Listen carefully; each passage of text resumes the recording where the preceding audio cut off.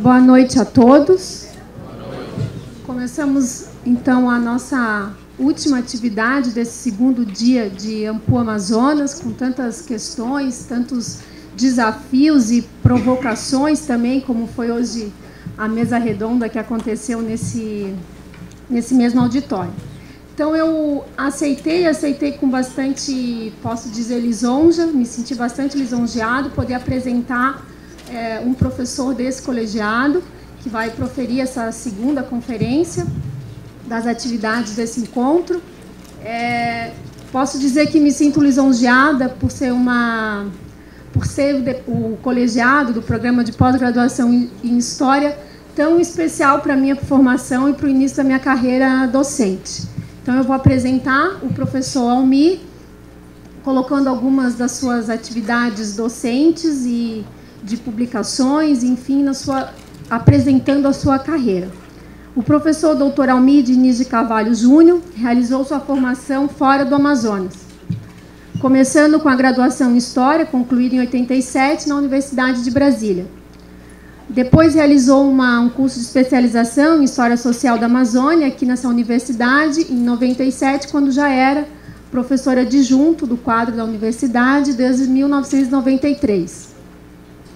Ele defendeu sua dissertação de mestrado em 2000, realizada na renomada Universidade Estadual de Campinas, na Unicamp, intitulada Do Índio Imaginado ao Índio Inexistente, a representação dos índios da viagem filosófica de Alexandre Rodrigues Ferreira, sob a orientação de um grande especialista de história indígena, o professor doutor João Manuel Monteiro, que, infelizmente, pelas fatalidades da vida, deixa uma grande lacuna na historiografia entre os historiadores brasileiros. Enfim, faleceu ano passado, né? Então, o professor Almir ele continuou o seu trabalho junto do professor João Monteiro, quando realizou o seu doutorado, defendido em 2005, também na Universidade de Campinas, intitulado Índios Cristãos, a conversão dos gentios da Amazônia Portuguesa, 1653-1769, que ainda, infelizmente, não foi publicada como livro, mas que embora já tenha se passado aí 10 anos da sua defesa, continua sendo um trabalho de bastante renome e destaque para a historiografia colonial, tanto da Amazônia, mas de todo o Brasil, referente às questões indígenas. Esperamos que em breve, né, professor Almir, possa sair como livro. Entre novembro de 2002 e março de 2003, o professor Almir foi investigador visitante do Instituto de Ciências Sociais da Universidade de Lisboa, como uma atividade que integrou parte do seu doutorado, como a Bolsa Sanduíche CAPES. O professor Almir mantém pesquisas voltadas às temáticas muito ligadas à história indígena, à história colonial da Amazônia, como também cultural. E nessas questões que vem pesquisando, vem se dedicando, bastante destaque se dá às abordagens da história cultural. Atualmente, o professor Almir Diniz tem em andamento um projeto de pesquisa universal, CNPq, intitulado Casamento e Sexualidade na Amazônia Portuguesa, que já está na sua segunda versão, né, um segundo momento do projeto, que conta com pesquisadores de mestrado e também de graduação.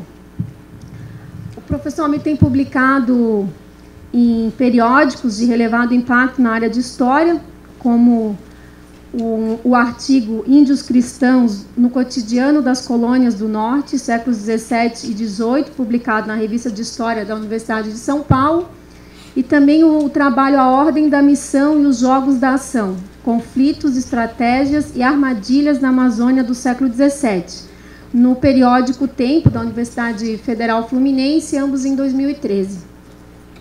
Também, além de vários capítulos de livros de circulação nacional, o professor Almir Diniz, junto do professor Nelson Noronha, organizou a coletânea A Amazônia dos Viajantes, História e Ciência, lançado em 2011 pela Universidade Federal do Amazonas.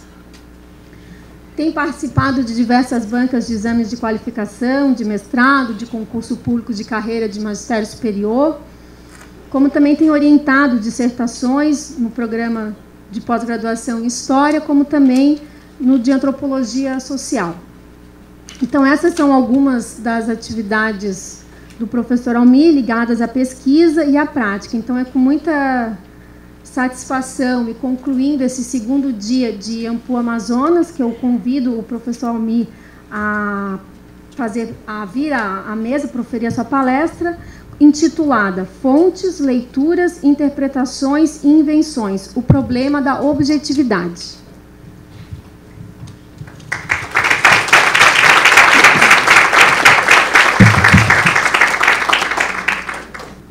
Boa noite a todos, a todas.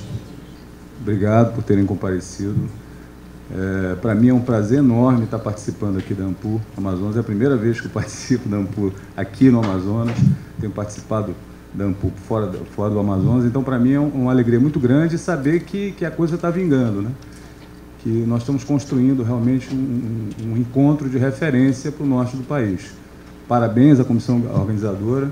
Agradeço imensamente o gentil convite e para mim é uma honra estar aqui com vocês. Agradeço ao professor Adriano, nem eu sabia de tudo isso, Adriano. Obrigado, você foi muito generosa, muito gentil comigo, te agradeço bastante. Bem, o que eu vou falar hoje para vocês, na realidade é muito mais uma pequena provocação, uma coisa mais ensaística do que propriamente a divulgação de alguma pesquisa. Achei que seria mais divertido, mais interessante fazer assim, até porque nós temos um público de alunos, de futuros pesquisadores, e essa reflexão é mais voltada para vocês, né? Para a gente pensar a dificuldade que é trabalhar com fontes, né? A complicação que é o processo de leitura dessas fontes. Então, para não me perder no tempo, e eu já de antemão me desculpe, eu fiquei essa semana todinha bastante gripado, hoje eu fiquei descansando para conseguir dar fazer essa fala aqui para vocês. E eu espero que seja interessante. Vamos lá, então. Bem, o título da minha fala é Fontes, Leituras, Interpretações e Invenções. O problema da objetividade. Fonte é uma metáfora hídrica. Quase não nos apercebemos disso. É dela que colhemos a vida e onde plantamos, aplacamos a sede. Ela impõe pensar, usada como é pela história, em princípio de autenticidade, de coerência e de verdade. A matriz de onde se desdobra o discurso. Mas podemos pensar diferente. Mudar o eixo dos extremos, antes pensado como entre uma fonte de verdade e um leitor reflexo. A fonte é também o leitor que dá vida à matéria inerte do documento. Somente a ele é dado o direito de exprimir suas ideias e o mistério que oculta. Isso, no entanto, não redime o leitor pesquisador de suas estratégias e métodos de leitura. Uma certa objetividade na subjetividade necessita ser perseguida como um horizonte de desejo, mas inatingível em sua plenitude, porque a leitura é criativa, subversiva e parcial, nós o sabemos. O que resta é um campo de significados possíveis, construídos num horizonte de sentidos partilhados por leituras de um tempo específico. A temporalidade marca nossas verdades de sentido. Podemos pensar numa semântica dos tempos históricos, de Koselleck, ou no regime de historicidade de François Hartog. Também sabemos que o lugar social e o contexto cultural, a partir do qual nos constituímos enquanto indivíduos e identidades, marcam o corolário das ideias que partilhamos. Portanto, o lugar da verdade não está restrito à fonte, mas ao leitor que faz dela o patamar de sua arquitetura de ideias. Nesse sentido, a escolha das fontes, seu tratamento e a leitura de sua possível inteligibilidade é o que recobre de verdade o discurso historiográfico. Apesar do eixo aqui ter sido deslocado para o sujeito do conhecimento, ele não é livre criador, antes é um criador limitado por fronteiras de possibilidades de leituras. limitado por modelos explicativos, teorias, experiências, instrumentos analíticos e compromissos acadêmicos, disciplinares e, para alguns, científicos. Porque, afinal, se trata de um discurso de verdade e ela obedece a padrões para existir. Se a fonte é o leitor-autor, a outra, a fonte documental, precisa ser respeitada, porque é ela o lugar da coerência do discurso. É ela também que ordena a imaginação do leitor através das fronteiras que limitam o campo semântico em que foram construídas. É necessário restabelecer as condições de possibilidade de sua construção para que não se lhe escapem os sentidos que desejava explicitar no tempo de sua criação. Por outro lado, o leitor-historiador traz seu tempo próprio, seu modo próprio de leitura, essa ordem de coerência no sistema estável de comunicação, com duas matrizes temporais diversas, em estado de conexão, através de uma narrativa coerente, com princípios demarcadores de sentido, que inscrevam o ato inventivo nos limites impostos por um quadro de referências.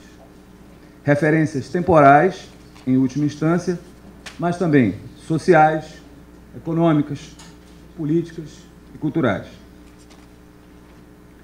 Se há um processo inventivo por parte do leitor das fontes, as fontes, elas mesmas, também são atos de invenção. O ato de registrar para a memória é ato criativo.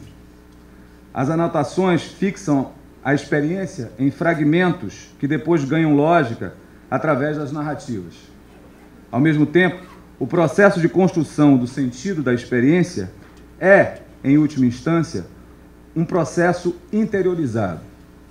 O sujeito transforma a experiência a partir dos conjuntos de referências que traz na forma de modelos de compreensão, padrões associativos, visões de mundo, que ultimamente traduz-se pelo termo de imaginação. O método imposto ao historiador é traduzir esse sentido, e não a experiência propriamente dita, que é ilegível, intocada e que serve como referência, como âncora fincada no real. A experiência é, portanto, inatingível. O registro da experiência é que é possível tatear. Voltando à metáfora, o real, como o fundo do mar, onde está fixa a âncora, é obscuro e inatingível. Só é visível o barco que assinala o seu provável lugar, como um ponto de proximidade com o real. Mas como é possível traduzir o sentido da experiência interiorizada e inventada na forma de registro de memória? Michel Foucault já nos demonstrou de forma inequívoca que as palavras são violências que impomos às coisas. Seguindo esse raciocínio, acredito que a verdade e a objetividade no conhecimento usurpam dos objetos uma infinita dimensão de possibilidades perdidas de interpretação. Mas é preciso criar um arcabouço de padrão a partir do qual tornamos inteligível a experiência de outro tempo e de outros indivíduos. É preciso desenhar fronteiras onde se circunscrevam campos semânticos coerentes, onde deitemos nossas angústias no espelho calmo de um lago de possibilidades verdadeiras. Ao mesmo tempo, temos que saber que redemoinhos de ventos encrespam as águas calmas.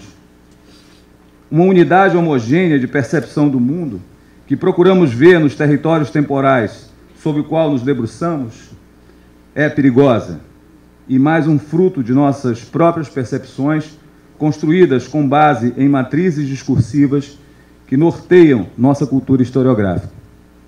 Explicitar essa nossa interferência nos campos semânticos coerentes que pensamos existir, me parece, é o único caminho possível para desenhar um horizonte de possibilidades interpretativas a partir do qual tornamos verdade, na forma narrativa, o passado que construímos.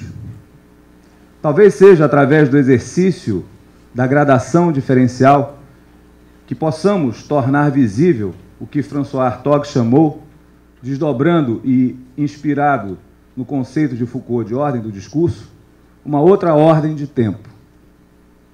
não fugindo muito da raiz da qual Hartog buscou inspiração, Foucault, creio que o termo mais adequado seja matriz discursiva. A tarefa do historiador, me parece, é a de tatear outras ordens semânticas, outros padrões imaginários, outras cosmologias no exercício de gradação diferencial para visualizar as matrizes discursivas que norteavam o registro da experiência de um dado tempo, lugar e sociedade.